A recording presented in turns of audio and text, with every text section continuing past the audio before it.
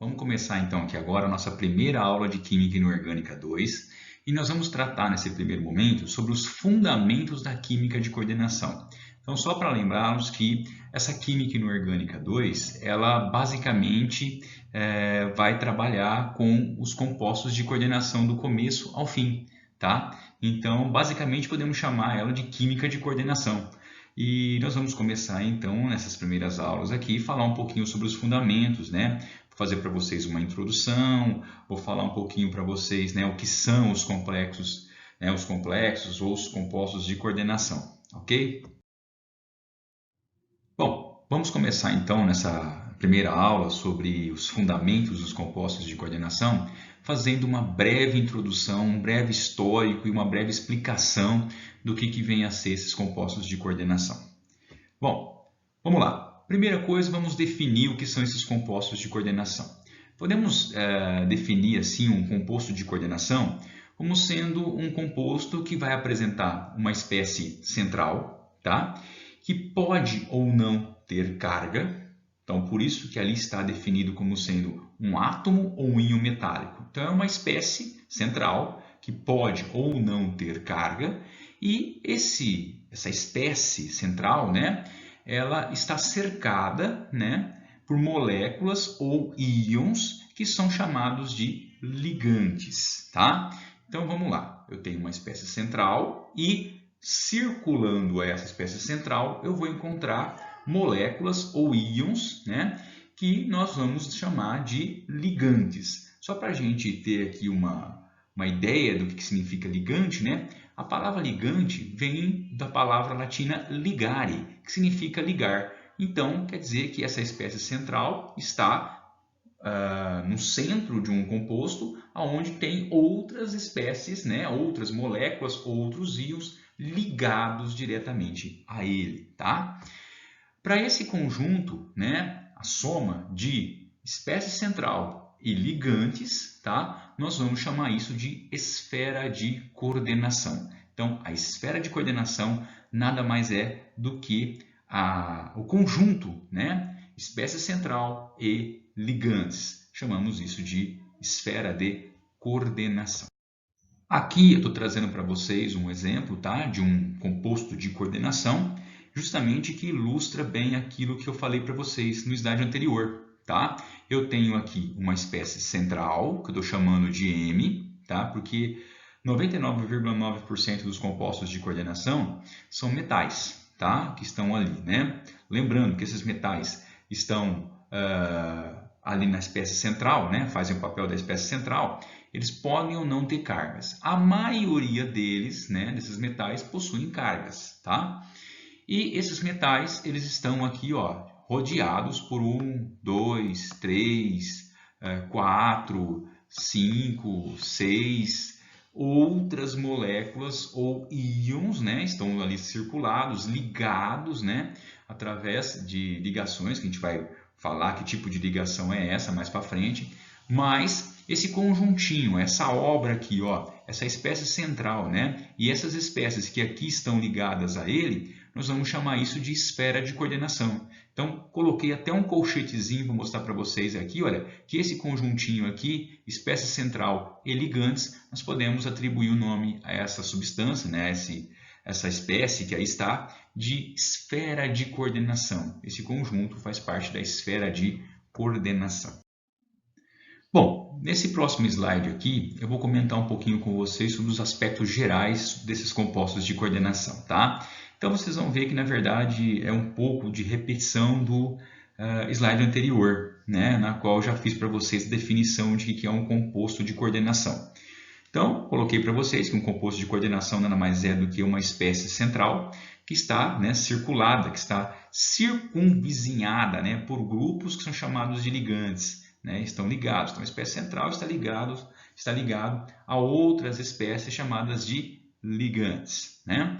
Agora, falando um pouquinho mais sobre esses ligantes, nós podemos dividir esses ligantes basicamente em duas classes, né? Duas classes de ligante. Uma dessas classes de ligante, nós vamos ter que o elemento que está ligado ao átomo central, né, à espécie central, é o carbono. Tá?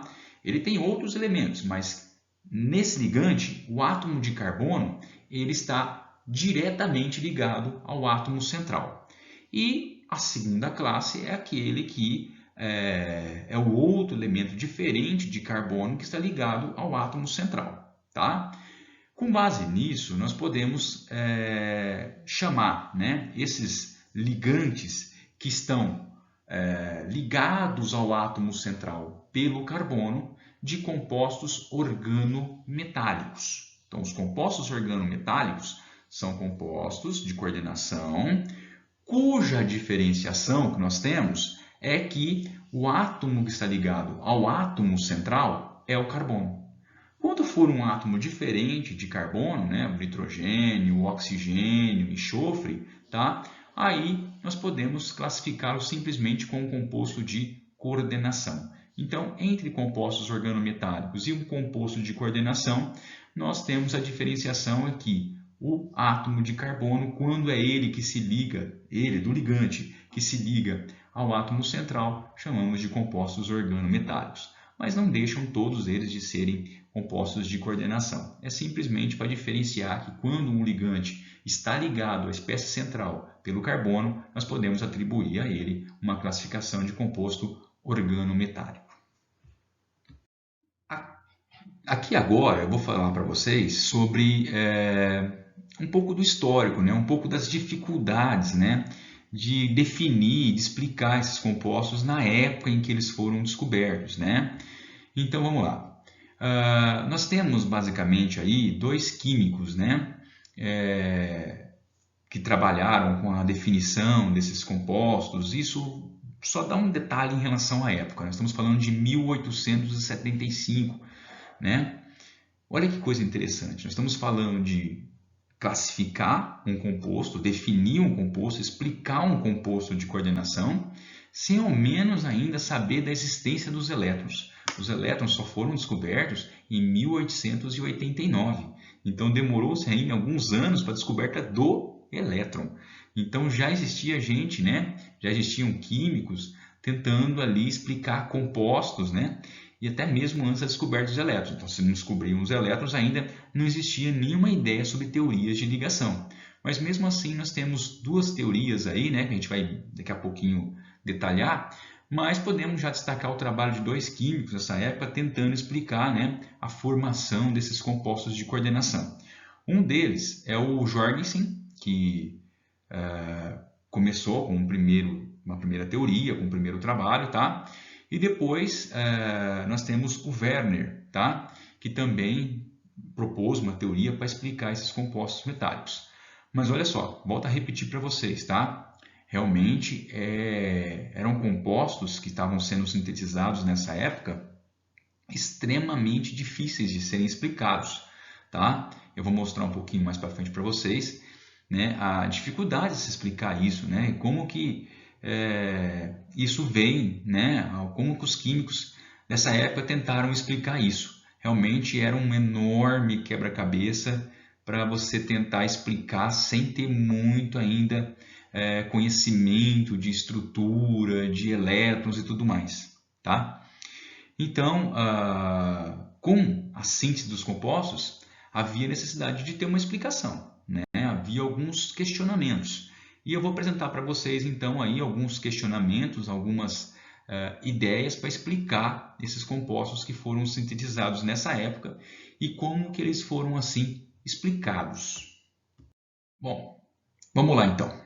Tá? Eu vou explicar para vocês aqui, com base num desses compostos sintetizados nessa época, de 1875, por aí, né?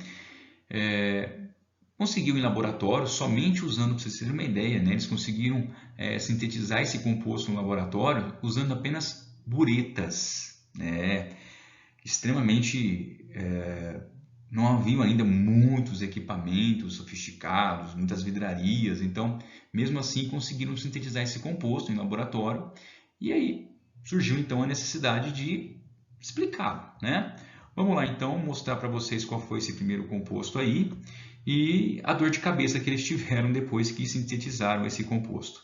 Vamos lá. O primeiro composto sintetizado foi esse aqui, ó. Foi esse composto aqui, ó, o CO, NH3, 6, tá? Cl3. Isso aqui eu já vou adiantando para vocês, tá? É a forma correta de escrever um composto de coordenação. Então, colchetes e fora do colchetes ali outras substâncias. Tudo que está dentro do colchetezinho aqui, olha, tudo que está aqui dentro do colchetezinho é aquilo que eu falei para vocês lá no primeiro ou segundo slide. Tudo que está dentro do colchetes, né, faz parte do que nós chamamos de esfera de coordenação. Esfera de coordenação. Aqui, o cobalto, né, o CO é o cobalto. Ele é o átomo central, ele é a espécie central. E essas amônias, 6 amônias aqui, são os ligantes, né, que estão rodeando a ele. Aí você pergunta, mas esse Cl3, o que vem ser esse Cl3, esses 3 cloretos aqui? Isso aqui é apenas o contraíon, tá? A gente vai entender isso mais para frente, mas isso não faz parte da esfera de coordenação, tá? Tanto é que ele está fora do colchetes. Então, a forma como ele está escrito aqui já me mostra, ó, que o Cl3 fora do colchete, ele é apenas um contraíon. Ele não está diretamente ligado ao cobalto, não a espécie central. Quem está diretamente ligado à espécie central são as amônias. Então, nós temos aqui, dentro do colchete, realmente a nossa esfera de coordenação. O Cl3 está fora do nossa esfera de coordenação. Bom, mas vamos lá então tentar, né, explicar a síntese desse composto. Esse composto foi sintetizado. Havia necessidade então de explicar, né? Como vai explicar vamos dizer assim, a sua visualização, né? Ele existe, então precisa de uma explicação para ele. Olha só, olha a dor de cabeça que eles tiveram, ó. Para sintetizar esse composto aqui, eles tiveram que reagir o CoCl3, o cloreto de cobalto 3, né? Que é um composto estável, junto com o NH3, a amônia, que nós também sabemos que é um outro composto estável. Então veja já a primeira dificuldade para explicar um composto de coordenação. Nós estamos partindo de 2 compostos estáveis, tá? Que vai dar origem a um outro composto também estável.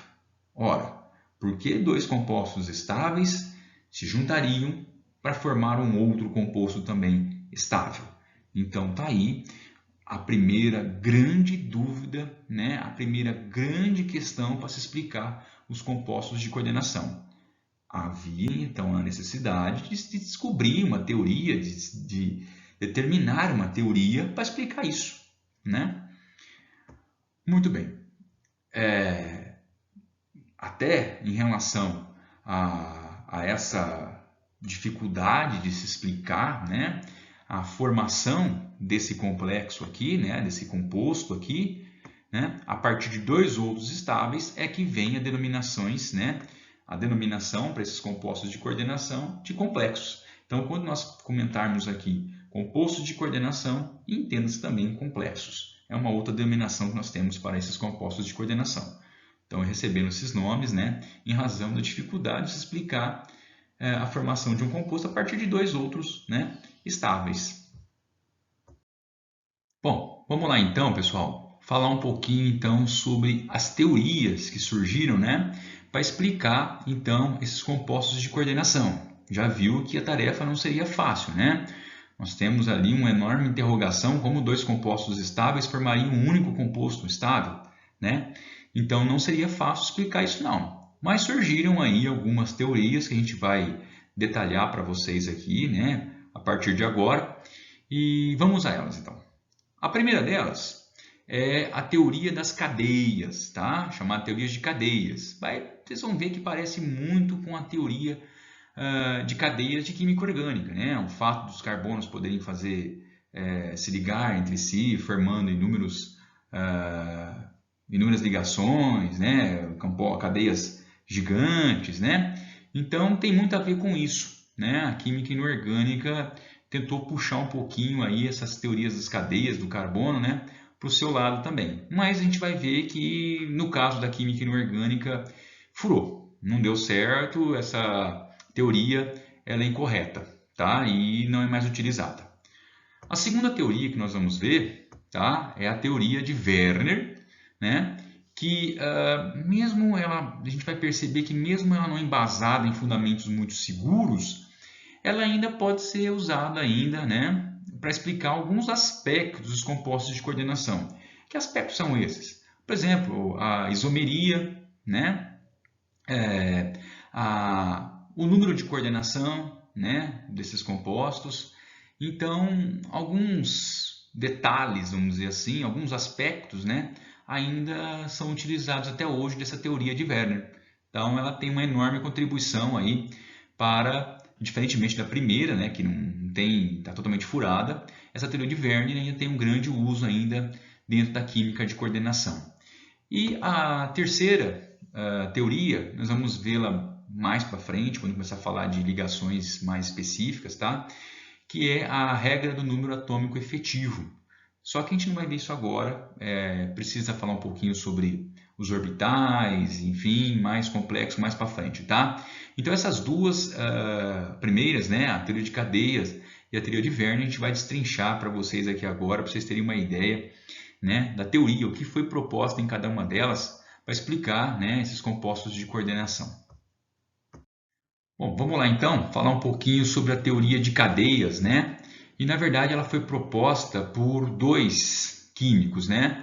Um é chamado de Bronsted e o outro de Jorgensen, tá?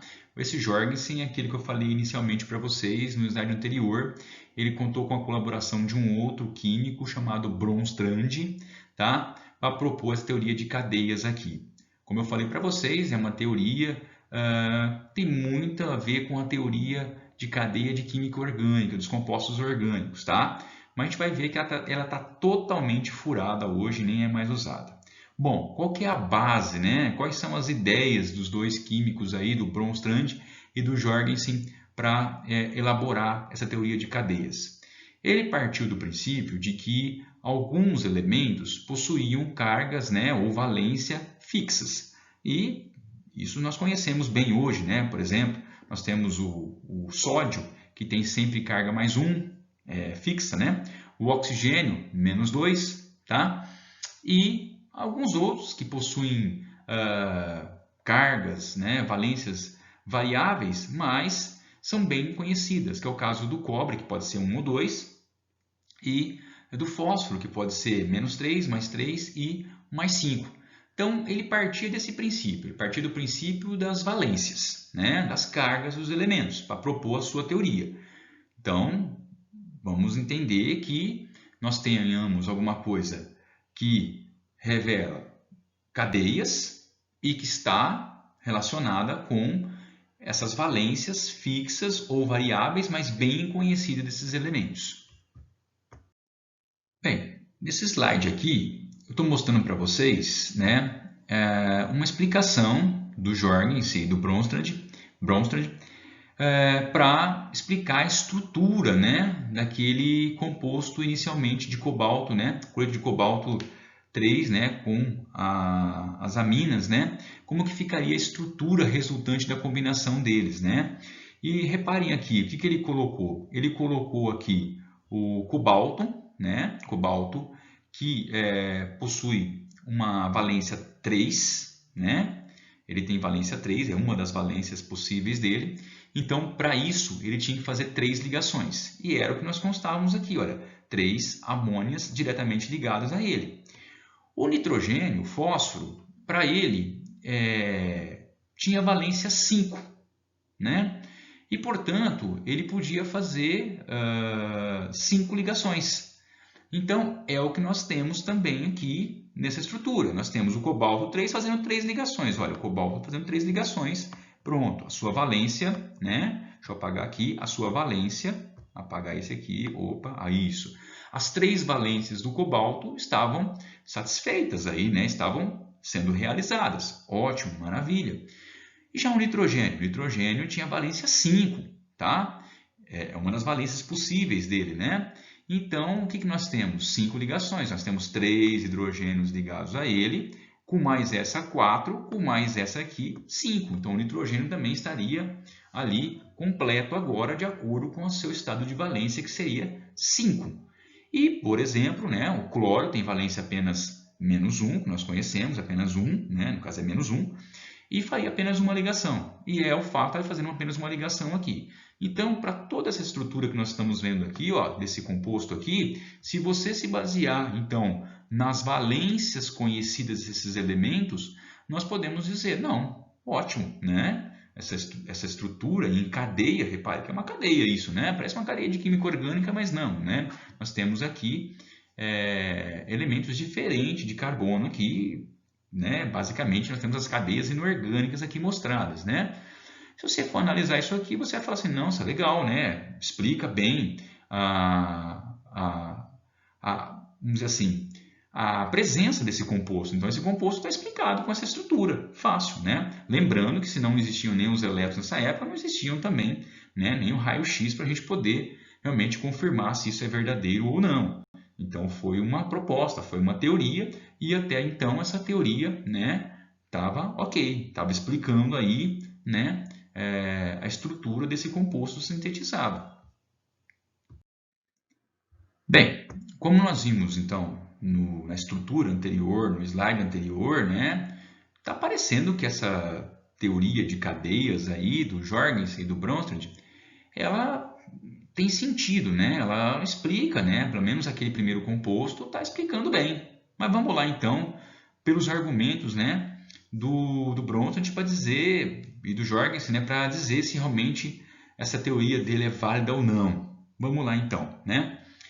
O que eles fizeram? Eles pegaram então aquele composto e reagiu, né, aquele composto que eu estou dizendo para vocês, pessoal, é esse aqui, ó, né? É o CO, série 3, 6NH3. Está escrito de uma outra forma diferente, sem os colchetes, mas é aquele composto lá, né? Bom, o que nós temos aqui? Ele pegou aquele composto formado por cloruro de cobalto e as 6 amônias, né? E reagiu isso com nitrato de prata, né? Em meio aquoso.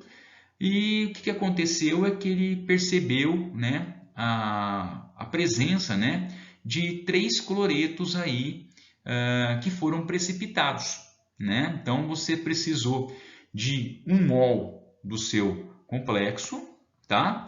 E foram necessários 3 mols de nitrato de prata. Então, pela quantidade, pela relação, ele percebeu que houve a precipitação de 3 cloretos, né? Nesse composto aí mostrado, os 3 cloretos que aí estão, né, foram precipitados, né? Reagiu com a prata para formar o AgCl. Então, 1 do seu complexo para 3 do nitrato de prata, então dando origem então a uma complexação desses 3 cloretos desse composto aí.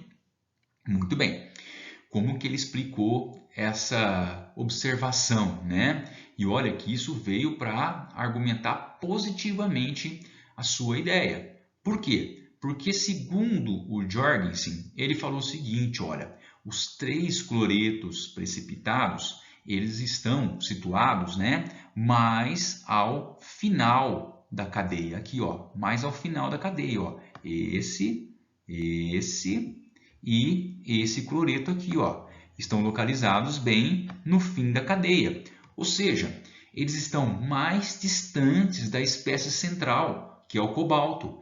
Então, eles precipitariam porque eles estariam mais livres, tá? Essa ligação seria mais fácil de serem quebradas. Então, os 3 cloretos observados na precipitação em razão da distância que eles estariam do átomo central. Então, eles estariam facilmente ali tendo as suas ligações quebradas e podendo precipitar esses cloretos aí.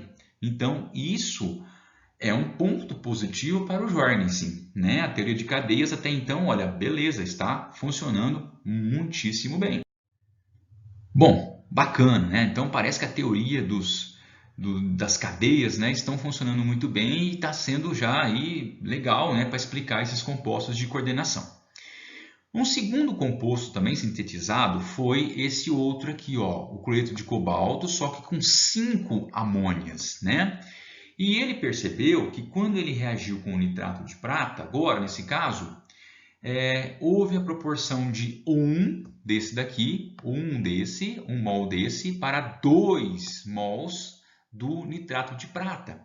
Então, quer dizer que foram 2 cloretos precipitados, né? 2 cloretos desses 3 que aí estavam presentes foram precipitados na forma de AgCl.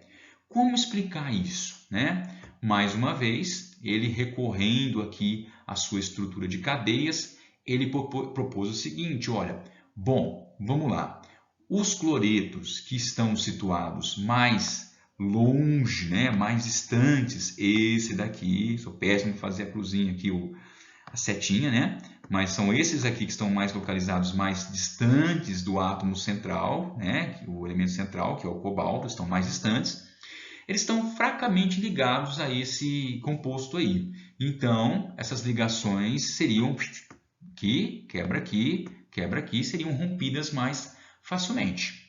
Já o terceiro cloreto que está na fórmula e que não precipitou, seria esse daqui, olha, que está diretamente ligado ao cobalto. Então, dessa forma, esse cloreto não precipitaria na forma de AgCl, enquanto que os outros 2 mais distantes, sim. Então, tinha a ver com a posição que esses cloretos estavam localizados nessa cadeia. Aqueles que estavam, né, ligados diretamente ao átomo central, estavam fortemente ligados nessa estrutura, então não se precipitaria, não quebraria essa ligação. Os que estavam mais distantes, esse sim teria uma facilidade para quebrar suas ligações e, consequentemente, poderiam precipitar. Então, mais um ponto positivo para a teoria de cadeias, né? Bem, pessoal, vamos lá. Então, eu vou dar para vocês aqui agora 2 exemplos nesse próximo slide aqui, 2 exemplos de 2 compostos, né, de coordenação sintetizados naquela época, que um deles, a teoria de cadeia, consegue explicar muitíssimo bem e o outro já fura a teoria de cadeias. Então, por isso que vocês vão ver que não é uma teoria mais que é usada, né? Vamos lá. Esse próximo aqui, né, contendo 3 cloretos e 4 amônias, ainda a teoria de cadeias poderia explicar, tá? Porque há ainda forma de mostrar que poderia ou não haver a precipitação dos haletos conforme observado, conforme você reagia com o nitrato de prata. Porém, a partir desse composto aqui, olha, tá? Foi um composto deles sintetizados, tá? Não é o cobalto aqui, é o irídio, é o que eles conseguiram nessa época aí. Então, com esse composto aqui contendo 3 cloretos e 3 amônias, eles não conseguiam, né, explicar a não precipitação de nenhum cloreto, tá? Então, esse composto aqui, sintetizado, contendo 3 cloretos e 3 amônias, eles não tinham como explicar a não precipitação de nenhum cloreto. E olha que, na prática, na reação, no laboratório, tá, existia sim cloretos precipitando. Só que, de acordo com a teoria, tá, não teria como explicar isso. Então, depois vocês vão poder pegar essa estrutura, desenhar bonitinho essa estrutura, tá? E perceber que não é possível explicar a precipitação de cloretos usando a teoria de cadeias para esse composto aí, tá? Para isso, vocês vão ter que considerar, evidentemente, que tanto o cobalto como o irídio possuem valência 3, tá? E os nitrogênios valência 5, enquanto que o cloreto valência 1. Então, vocês vão fazer depois essa estrutura desse compostozinho aqui, olha, sintetizado, ó. Justamente esse daqui fala, de acordo com a teoria de cadeias, que não tinha possibilidade, tá, de não perceber a formação de precipitado de cloretos. Então, ele não tinha como explicar isso daí, tá? Então, esse composto sintetizado, então ele existia, não foi uma opção deles, né, explicar, não, eles conseguiram sintetizar.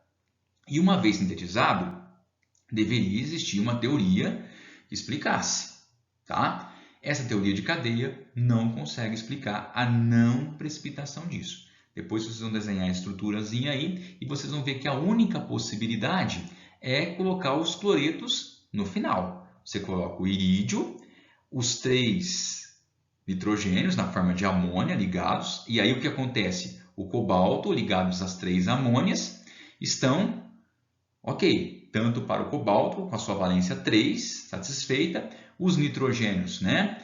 Tem 3 ligações com hidrogênio e uma com cobalto, faltando mais uma que seria o cloreto. Então, esses cloretos, já estou dando aqui um spoiler, hein? Na estrutura que vocês irão desenhar. Esses cloretos só poderiam estar no fundo, mas no final da cadeia.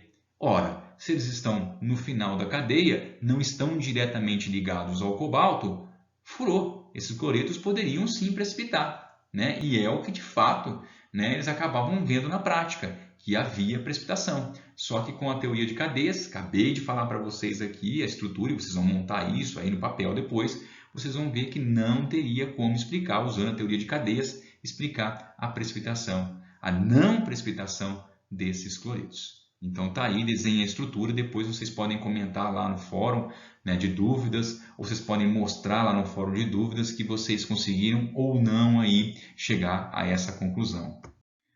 Bom, pessoal, vamos falar então agora aqui, já que sabendo que a teoria de cadeias, né, ela já furou, porque foi sintetizado um composto que não tinha como explicá-lo, né, a estrutura dele não tinha uma explicação usando a teoria de cadeia.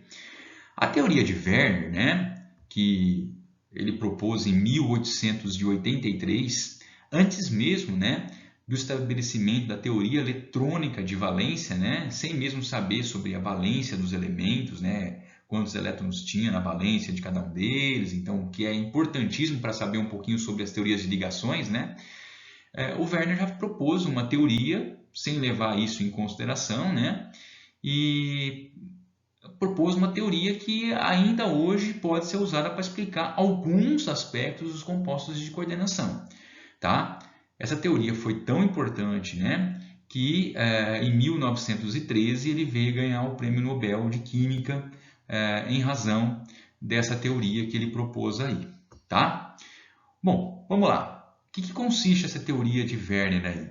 Ele consiste na existência de 2 tipos de valência, né?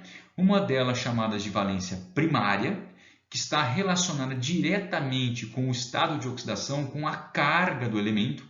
Então, por exemplo, o cobalto, ele tinha uma valência primária de mais 3, ou seja, tinha uma carga mais 3, tá? O irídio mais 3, ok, ele tinha uma carga mais 3, então a valência primária dele seria mais 3, tá? Além dessa valência primária, teria o que nós chamamos de valência secundária. O que seria essa valência secundária? Seria o que nós vamos conhecer hoje como número de coordenação. Seria mais ou menos assim: quantas moléculas estão diretamente ligadas àquele íon central. Então, veja bem, o que nós podemos ter? Nós podemos ter, de acordo com a teoria de Werner, o cobalto com uma valência primária de mais 3, que corresponde à sua carga, ao seu estado de oxidação, porém, com uma valência secundária, com um número de coordenação 6.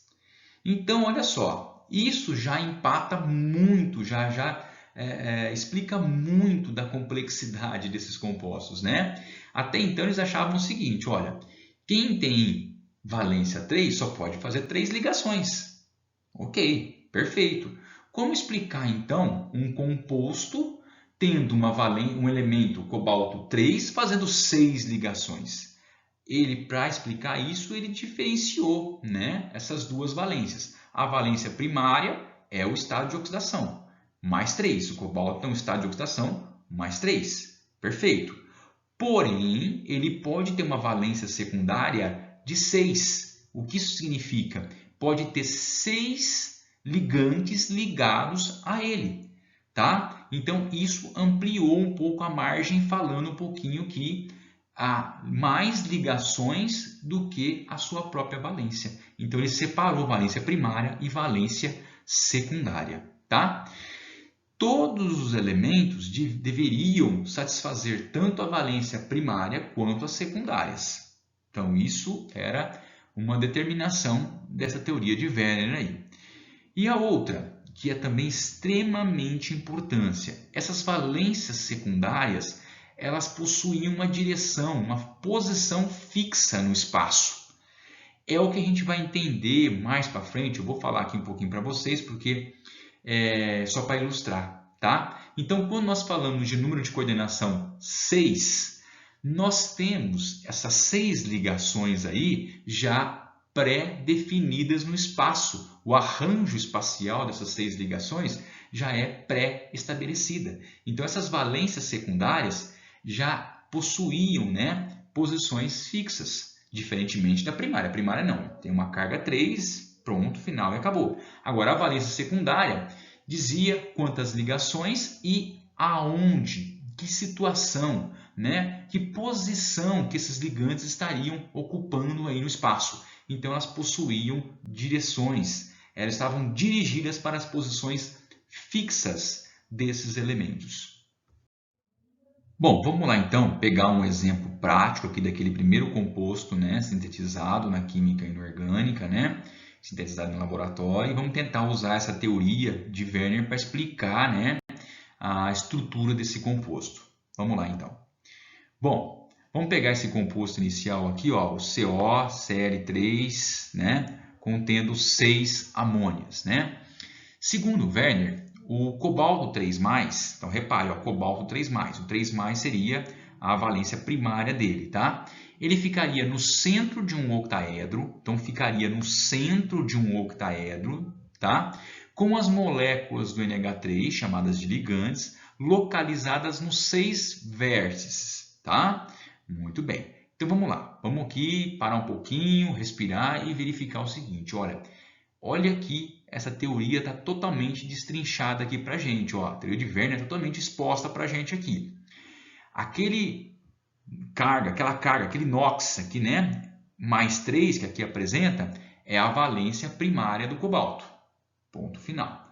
Agora, o fato dessas amônias estarem localizadas, tá? Essas 6 amônias estarem localizadas nos vértices de um octaedro, repare, nós já estamos falando o posicionamento, o direcionamento de onde essas amônias estariam ligadas. Então, nós estamos falando agora que essas amônias estariam aí respeitando a valência secundária nesse composto. Então, as amônias estariam na valência secundária, né? No número de coordenação. Então, nós temos aqui a seguinte estrutura, olha, cobalto central e as 6 amônias nos vértices do octaedro, né? Como eu já disse, essas ligações cobalto-amônia, né, estão relacionadas com a valência secundária. Então, elas estão direcionadas, estão nos vértices do octaedro, ok? Muito bem. E ainda, o que aconteceria? Os 3 cloretos, né, que estão faltando nessa estrutura aqui, estariam ligados ali através da valência, né, da valência primária do cobalto, né? Então, a existência desses 3 cloretos aí estariam explicadas porque elas estariam relacionadas com a valência primária do cobalto.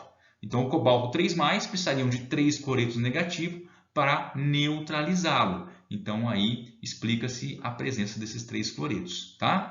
Só chamando a atenção aqui que, de acordo com essa teoria, nós temos aqui o cobalto e as amônias aqui ligadas, né? Nós temos aqui a nossa esfera de coordenação, né? E os cloretos estariam ligados ali apenas como contraíons. Então, na verdade, nossa esfera de coordenação aqui é o cobalto e essas amônias aqui, né? Então, deu para vocês perceberem bem, né, a diferença de que é uma valência primária e uma valência secundária. A valência primária, nós estamos inclusive localizando ela no espaço aqui, nós estamos falando de um octaedro.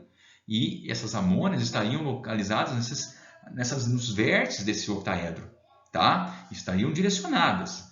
Enquanto que os cloretos poderiam estar aqui em qualquer lugar, aqui, não teriam uma posição fixa, mas estariam ali ligados, né, de alguma forma, sem posição fixa, mas em razão da valência primária desse elemento cobalto aí. Bem, vamos lá então, né? O que eu falei para vocês no slide anterior, estou colocando aqui, tá?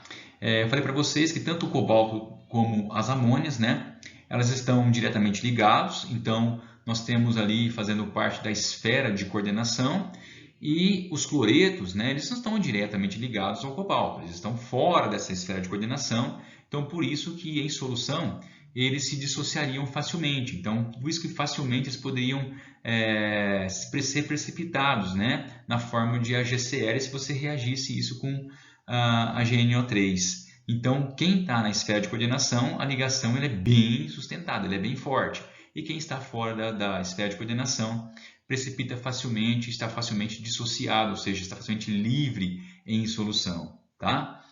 Outros compostos, né, foram sintetizados, né, aí, e podem ser explicados com essa teoria. Tá? Então nós temos aqui 6NH3 com 3 cloretos, temos com 5 amônios e 1 cloreto fazendo parte da esfera de coordenação. Então repare que nesse exemplo aqui, olha, aqui até para diferenciar quem faz parte da esfera de coordenação ou não, tá? Nós colocamos dentro do colchete. Então, tudo que está dentro do colchete faz parte da esfera de coordenação. Esse primeiro aqui foi aquele que nós falamos agora há pouco. As 6 amônias fazendo parte da esfera de coordenação e fora estão os 3 cloretos. Nesse outro sintetizado aqui, olha, nesse outro aqui sintetizado, nós temos 5 amônias presentes na esfera de coordenação e 1 cloreto presente na esfera de coordenação, tá? Os outros 2 fora dela. Aqui, nesse próximo exemplo aqui, nós temos 4 amônias com mais 2 cloretos fazendo parte da esfera de coordenação e 1 apenas cloreto fora, tá? Mas em todos eles nós temos um número de coordenação, uma valência secundária de 6, ok? Bom, vamos aqui então para um outro exemplo de um outro composto aqui, né? Bom, vamos terminar aqui então essa primeira parte, tá? Mostrando mais um composto aqui sintetizado naquela época e explicado pela teoria de Werner, tá? Nós temos aqui agora esse composto aqui, cobalto, 3 amônias e 3 cloretos. Repare que todos eles estão dentro do colchetes, significa que todos eles fazem parte aí da esfera de coordenação, tá? Para explicar isso, nós temos o quê? A valência secundária é 6, está mantida como 6, tá? Então, nós temos o cobalto e todos os ligantes diretamente ligados a ele. Então, compõe isso aí a esfera de coordenação. Tanto os cloretos como os amônios fazem parte da esfera de coordenação, todos diretamente ligados a ele.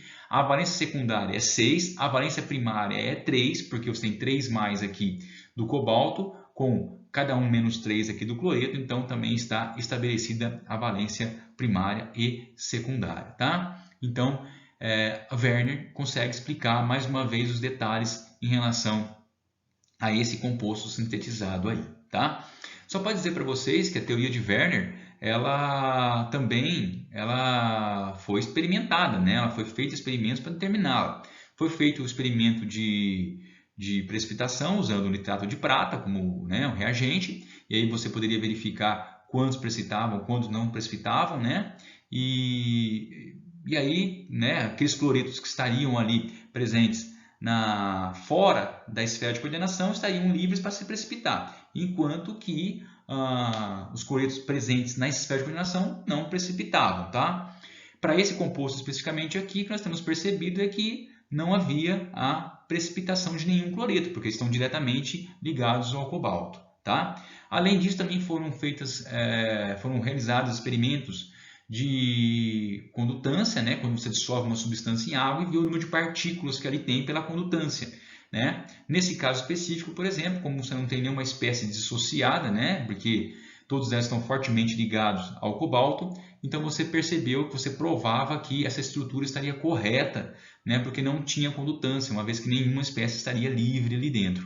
Então essa foi a teoria de Werner que explica e ainda hoje está ali sustentando algumas ideias dos compostos de coordenação.